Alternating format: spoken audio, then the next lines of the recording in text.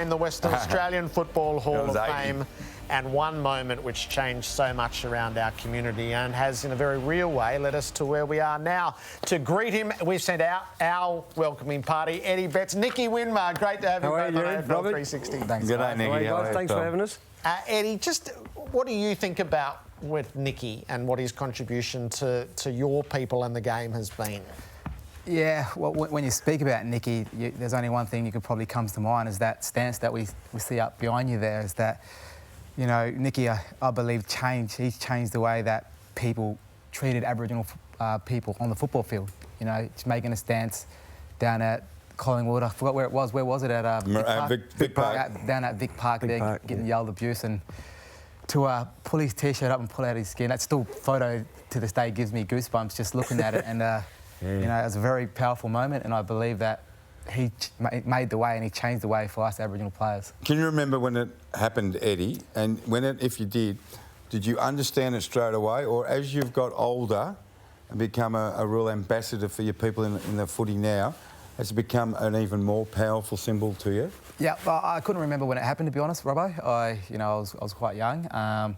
But, you know, as I got older and started learning about it more, it started, you know, the power of that stance and what it's done for our people, you know, in our communities as well. So, yeah, it's probably, you know, like I said, changed the way that people look at, you know, us Aboriginal players. Nicky, show us your jumper. Yep, this is it. And tell us about it more particularly. That's, I've painted that with... the lady, like a friend of mine was Liz Johnson, is a sculptor. And she Hold it up, buddy, so we can get a good camera on it. She helped me get some... so you can talk about it. There we go. She helped me get some artwork going. So I've done the designs for the wagtails, which is my totem. They're called Jitty Jitties. They're like our lost loved ones that are deceased and not with us anymore. Like they're coming back to talk to you or come and see you. So the silhouette is there as well, the statue. So we've done that, and on the back, I've got my hand sets there. So yeah, nice. So like back in the old days, the Aboriginals did a ceremonial dance where they would put his hands behind each other's back. So I got your back, brother, and that's what it's all about. Why did you want to do this, Nick? I've been thinking about it for years, and I've been chasing the club for a long time. But I finally got there. I was close last year to do one, but. I just want to do something different. You know, I admire the Indigenous artwork and their dot paintings, and I'm just so happy that I can be a part of that with a different sort of design. So when you were playing, oh sorry, I asked a question. Yeah. You didn't play in an Indigenous round, didn't you? No. So they weren't really back then. So no. To create something like this. Yeah, so it's good. I'm just so happy to do that, and like, it's going to be, hopefully that makes some more, because it's been sold out. So, yeah, hopefully get some more. Actually, even looking at it playing for Carlton, when I looked at that, he just showed me just before when I saw the stance on it, it actually gave me tingles just looking at it, you know, the beauty It's an awesome jumper. The beauty Thank you. of the jersey. There's a and story up there on the back as well, on the collar of the wagtails, and so there's a story there. Brilliant. Have we got time to ask one more question? It's a double-headed question, sorry. Sorry, two more. How much courage, Eddie, how much courage do you think Nicky needed to do what he did?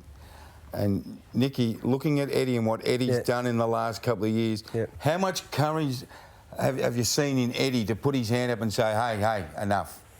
Just his presence on the footy field as well, and off the field as well. Like, he's a family man, and as well, and he's got great skills, and you know, admire the way that he would kick his goals. I mean, like, we never had time to go to the boundary line and do those.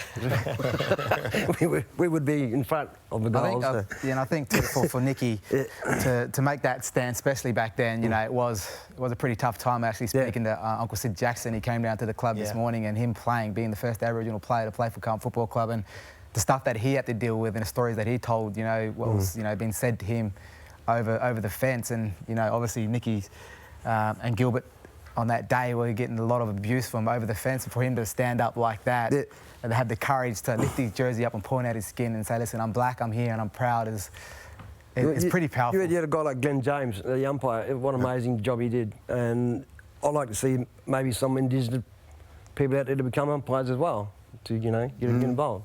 there's a lot of things they can do. So. Nicky, it's always great to have you here. Thank you. I know you're going to be there on the weekend, so fingers crossed that with the jumper going round.